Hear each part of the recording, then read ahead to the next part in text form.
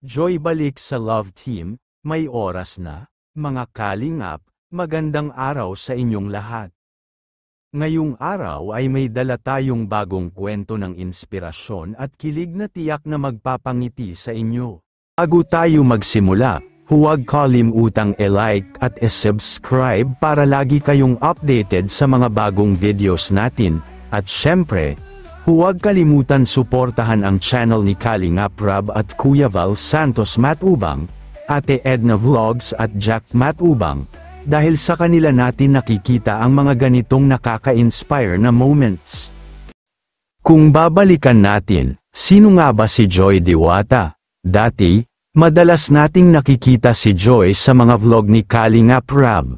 Isang simpleng dalaga na halos wala ng maayos na tirahan, ang kanilang bubong ay butas-butas, at kung umulan, ay talagang tumutulo sa loob ng bahay. Sa kabila ng lahat ng iyon, hindi sumuko si Joy. Nandyan ang kanyang tapang, pagtitiis, at higit sa lahat, ang kanyang pangarap na makapagtapos ng pag-aaral. Ngayon, ibang-iba na ang kanyang buhay. Dahil sa kanyang sipag at sa tulong ng Kalingap, dahan-dahan nang natutupad ang kanyang mga pangarap, at kamakailan lang, isang malaking oportunidad ang dumating sa kanya, ang maging model ng bagong produkto ng Velvet Watch. Isipin ninyo, dati halos walang-wala si Joy, pero ngayon ay nakikita natin siyang nagmomodelo ng isang smartwatch.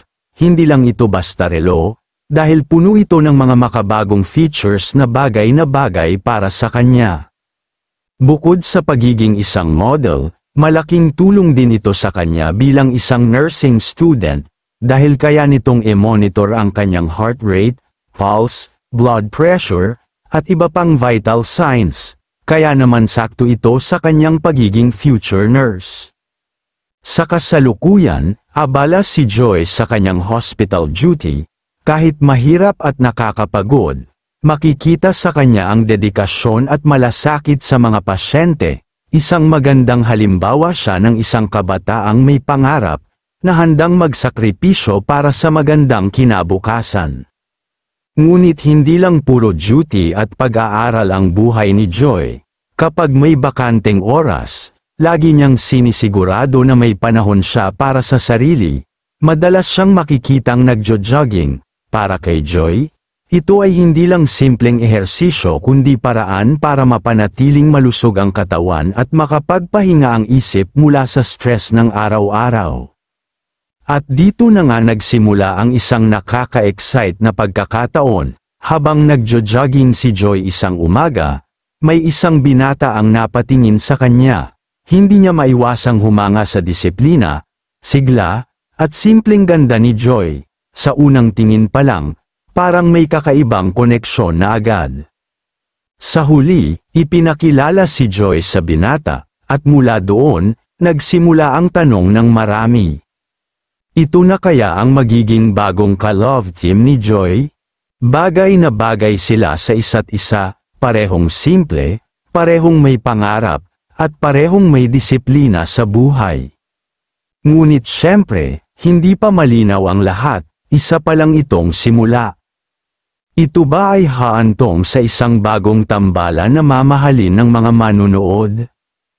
O baka naman isang simpleng pagkakaibigan lang na magiging inspirasyon pa rin para sa marami? Mga kalingap, isang bagay lang ang sigurado, malayo na ang narating ni Joy, at mas malayo pa ang kanyang mararating, mula sa isang simpleng dalagang nakatira sa butas-butas na bubong, ngayon ay isang model, nursing student, at inspirasyon ng maraming kabataan. Kaya naman abangan natin ang susunod na kabanata sa kanyang buhay, saan haantong ang bagong yugto na ito para kay Joy, at totoo nga kayang may oras na para sa kanyang bagong love team. Anong masasabi niyo tungkol dito mga kalingap? Comment down below. Ingat palagi and to God be the glory.